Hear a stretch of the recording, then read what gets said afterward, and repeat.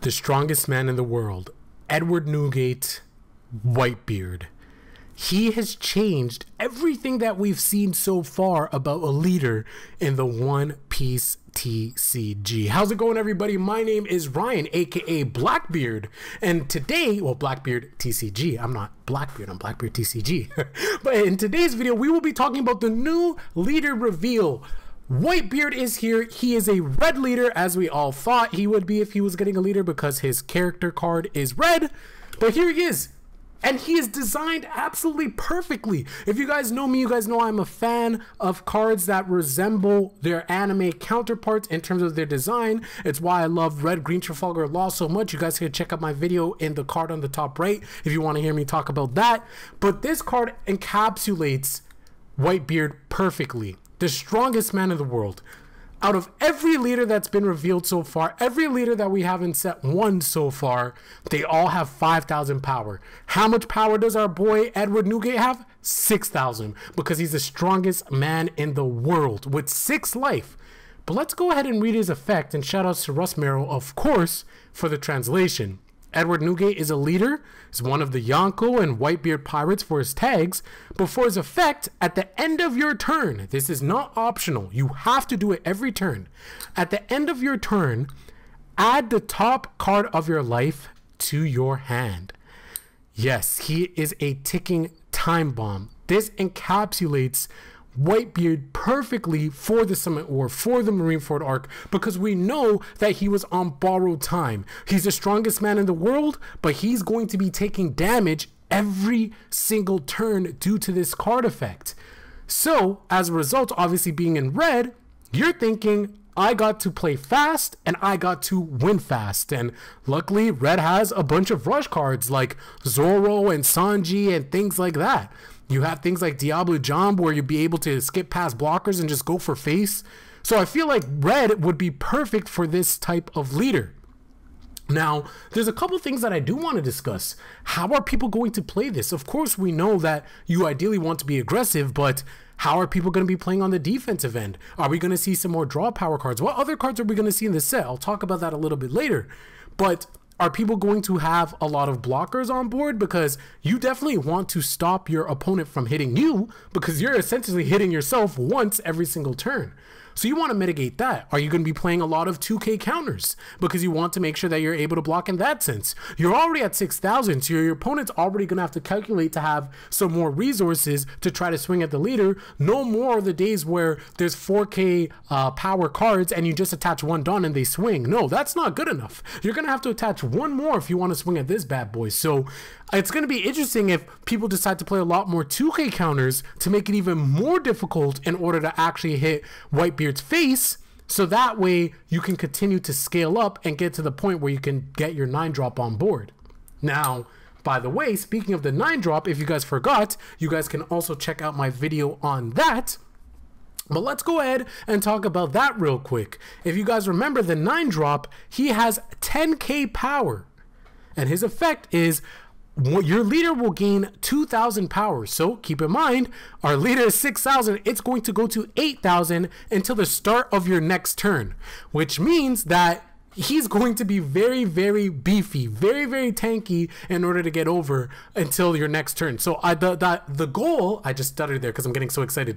The goal, the idea behind this is that your Edward Newgate is so strong that at that point in the game, if they're trying to swing over you with that 2K boost, plus your events or whatever 2K counters you have in hand, you're able to survive until you get to the next turn.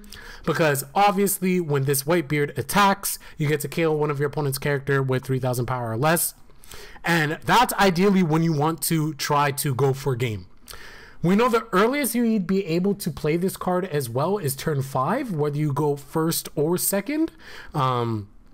Because of how Dawn works, right? Like, so you go 1, then 3, then 5, then 7, then 9, right? So by turn 5, or you go 2, 4, 6, 8, 10, right? So by turn 5 is the earliest when this card will come out. But because of his effect where you cannot add cards from your life to your hand from your own card effects, it will actually negate your own effect to take the top card of your life to your hand. So by playing it, you are basically saving yourself that one turn. And oh, by the way, if you have another one, you could drop another one and save yourself again, and also give your leader another plus 2,000. So this alone gives us like now this Whitebeard is a 4 of, right? Like I know people were saying like depending on how it looks, like people weren't sure if we were going to get a Whitebeard leader and stuff like that. People were saying like, oh, in red, like it could be splashable depending on like what type of build they want to run and stuff like that. Would you run 2 copies? Would you run 3 copies? No, this is a 4 of. 100% this is a 4 of in this deck. I think like I just don't see a world where you wouldn't want to run 4 of Whitebeard's character card. Now, the last thing I really want to talk about is what are some of the potential other cards we're going to get in this set and what red looks like in the future. So are we going to get a searcher? You know, we have searchers for Straw Hats, we have searchers for Supernovas, etc., etc. We have searchers for even Wano Country, right?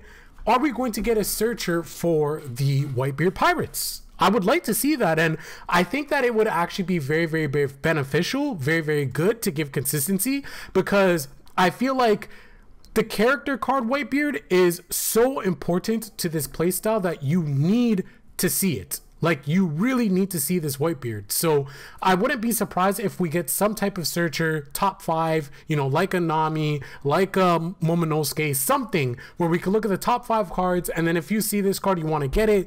I'm assuming that obviously in your mulligans, you'd want to mulligan and get this. Of course, we need to see the rest of the cards in red, but I definitely think that in red, we are going to see in this set too, we're going to see some type of Whitebeard Pirates leader. Sorry, not leader, searcher. And then with that being said, if there's a searcher, then that means we are probably going to have other Whitebeard Pirates, which leads me to believe, are we going to have Marco? How would Marco work? Would Marco be a character that would allow us to add life back, right? Because we know Marco is the doctor for the crew. So would Marco allow us to add a life from like our discard pile back to the top of our life, or to the bottom of our life, or at the bottom card of our deck to our life, which would make things a little bit confusing and interesting, because there's card effects that make you set the order of cards to the bottom of your deck. So what if you had effects like that, but then also on top of that you use Marco, and then you could add certain triggers back to your life, and if your opponent attacks you, then of course there's that mind game. It'll add up for a lot of interesting mind games. I don't know how life recovery would work in this game, but I could definitely see Marco being something that is created that could work to allowing this Edward Newgate to survive longer. Will that actually happen? I don't know. Lastly, are we going to get more Rush? Again, this is going to be a deck that wants to play aggressive, so I would not be surprised if we see more red Rush, which means other archetypes could also get buffed, right? You guys know I'm a Luffy fanboy at set 1. Would Luffy get indirect buffs from that? Look at Zoro. We all know that Rush Zoro was something that was very powerful. If we get more Rush red cards, how does Zoro look in the metagame in set 2? Overall, this card alone has gotten me so excited for set 2, just to see the rest of the cards that we're getting. I'm super, super excited. I want to know, are you guys excited about this? Do you think he's strong? Do you think he's weak? What type of cards do you think we're getting? Do you think we're going to get more Rush cards? Do you think we're going to get a Searcher? Do you think we're going to get Marco? Let me know your thoughts in the comment section below, guys. I'm super excited. Although I didn't get Blackbeard today, we got Whitebeard. Hopefully we get Blackbeard tomorrow. I hope we get Blackbeard tomorrow. I don't know. We'll have to see. But with that being said, guys, I hope you guys all have an amazing day. Make sure you guys like the video, share it with a friend, subscribe, or I'm going to have to yoink your devil fruit. It's as simple as that. All right? You guys don't want that to happen, so go ahead and do those 3 things. And I'll catch you guys later. And oh, by the way, make sure you check out the video right over here.